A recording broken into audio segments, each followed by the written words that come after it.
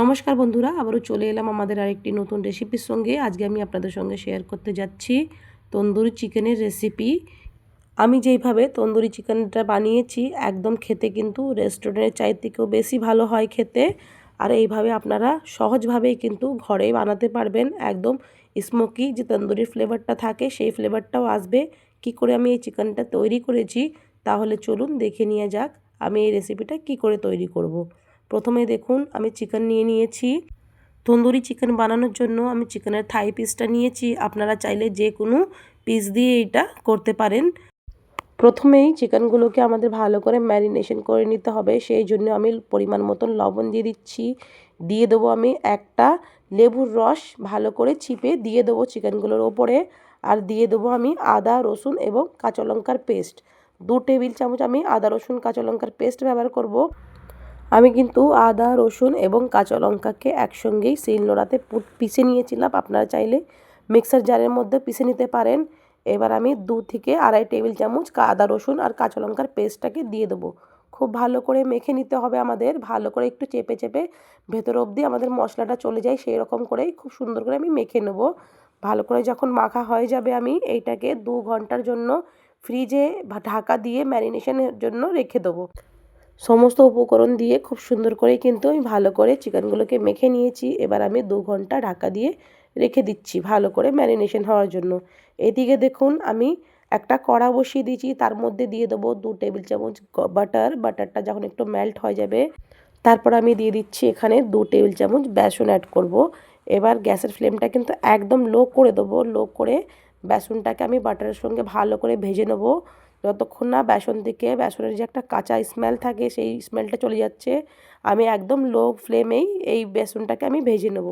এই দেখুন বেসনটা কিন্তু আমাদের ভাজা হয়ে গেছে। গ্যাসের ফ্লেমটা কিন্তু আমি একদম বন্ধ করে দেবো। বন্ধ করেও কিছুক্ষণ আমি একটু নাড়তে থাকবো, নইলে কিন্তু আমাদের কড়া গরম হওয়ার কারণে বেসনটা পুড়ে যাবে নিচের থেকে। এবার আমি দেখুন একটা বড় বোলস নিয়ে নিয়েছি, এর মধ্যে দিয়ে দেবো আমি সর্ষের তেল।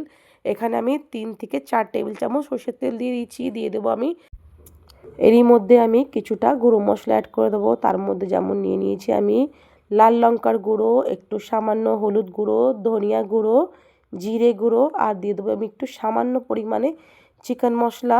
আর দিয়ে দিচ্ছি আমি এখানে গরম মশলা গুঁড়ো। এই ম্যারিনেশনটাকে খুব ভালো করে আমি চিকেনের সঙ্গে কিন্তু ম্যারিনেট করতে হবে।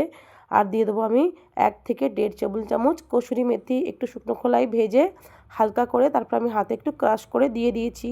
আর আমাদের যে বেসনটা ভেজে নিয়েছিলাম বাটারের সঙ্গে সেটাকেও আমি এর মধ্যে অ্যাড করে দিচ্ছি আর ভালো করে মিশিয়ে নেব। এই ম্যারিনেশনের মধ্যে আমাদের টক দই দিয়ে দিতে হবে, সেই জন্য আমি দেখুন এখানে 250 গ্রাম টক দইকে একটা ছাঁকনির সাহায্যে ভালো করে জলটাকে ঝরিয়ে নিয়েছি।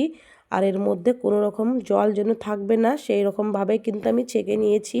আর দেখুন দইটাকে আমি এর মধ্যে অ্যাড করে দেবো আর ভালো করে এটাকে মিক্স করে নেব। মিক্স করে খুব সুন্দর আমাদের আর একটা ম্যারিনেশন হয়ে যাবে চিকেনটাকে ম্যারিনেট করার জন্য। খুব ভালো করে মিশিয়ে নিচ্ছি। এই দেখুন এইভাবেই মিশিয়ে নিতে হবে খুব সুন্দর করে।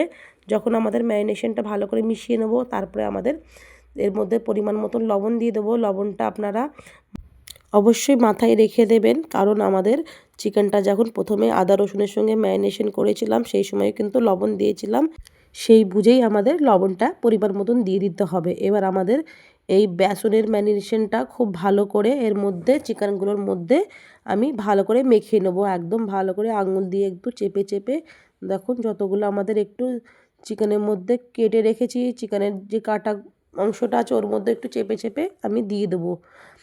ভালো করে খুব সুন্দর করে মেখে নেব। আর আমি এইটাকে মেখে আরও 1 থেকে 1.5 ঘন্টা ম্যারিনেশনের জন্য রেখে দেবো। তারপরেই আমরা এই চিকেনটাকে কিন্তু ব্যবহার করব।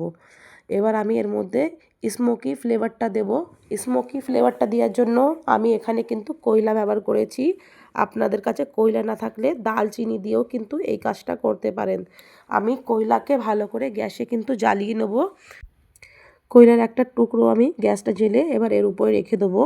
যখন ভালো করে কয়লাটা যতক্ষণ না লাল হয়ে যায় ততক্ষণ কিন্তু আমরা গ্যাসের উপরে এইভাবেই রেখে দেবো।